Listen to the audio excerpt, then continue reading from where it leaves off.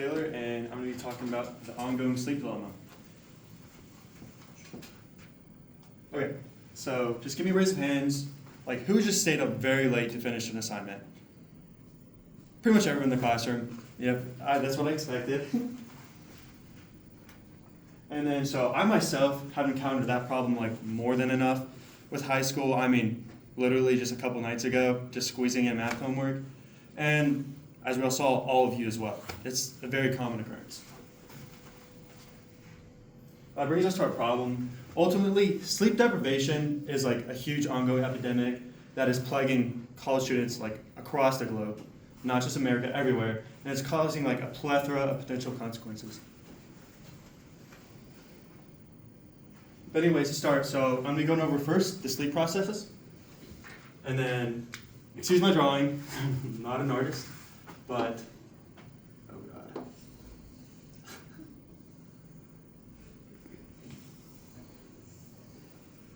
So, we have non-REM sleep, and then we have REM sleep. So, REM stands for rapid eye motions, and ultimately, we first start out, so like, who's heard the term falling asleep? Like, pretty much everyone, it's a common term.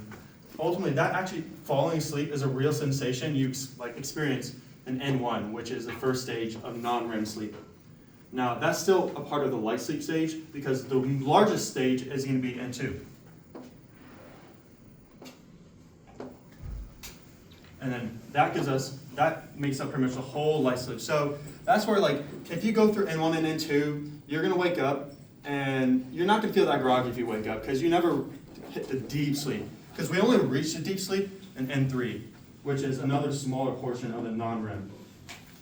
And then that's like, probably about like yay big. And that's going to be deep sleep. Now, after that, we reach the real, this is where you start hitting vivid dreams, and that's going to be actually REM sleep, which is rapid eye movements, which, of course, it's kind of like almost like a twitching sensation. Not sensation, but more movement in your eyes, and also your breathing changes, all that. And that'll be vivid dreaming. However, you don't always necessarily reach each stage of that sleep. So let's say you pull an all-nighter. Well, obviously, you're not going to even hit N1 unless you fall asleep on your computer and jerk back up. Then I guess maybe you might get some of that. But sometimes you can only just get to N2 and not even make it to deep sleep. That would be kind of like considered more of a nap. But ultimately, sleep's a multi-step process, and that means there's multiple times in that where it can be interrupted, and you have to start over from the beginning again. All right, next topic is like the amount of college students affected.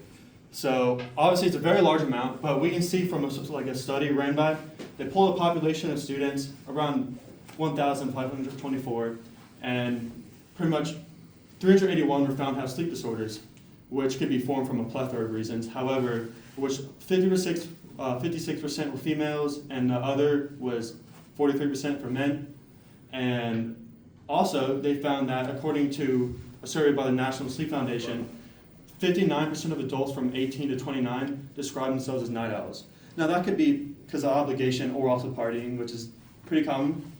But I would also describe myself as a night owl, and I feel like most of you would as well. Some of you might not be. Some of you guys might have an early bedtime, but I won't judge.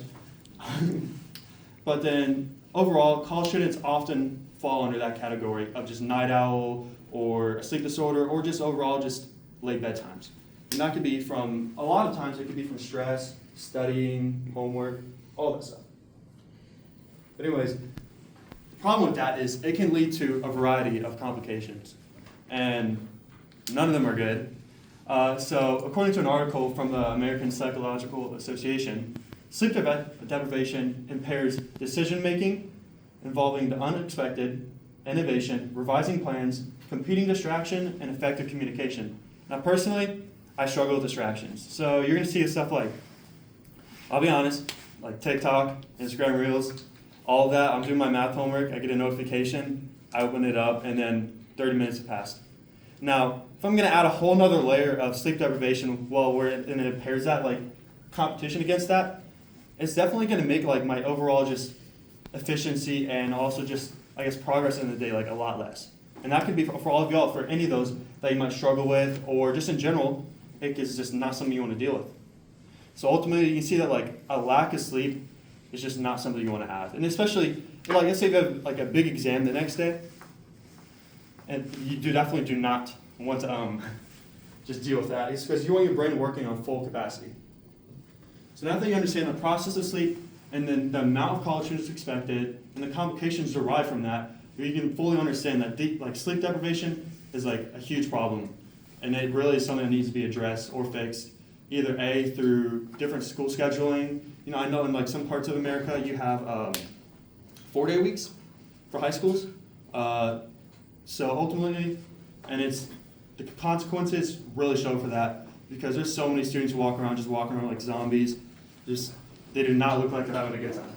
And parting words, we discussed all that, and I kind of mentioned that before, something that needs to be addressed, because it's more than just lost hours. And there's my citations.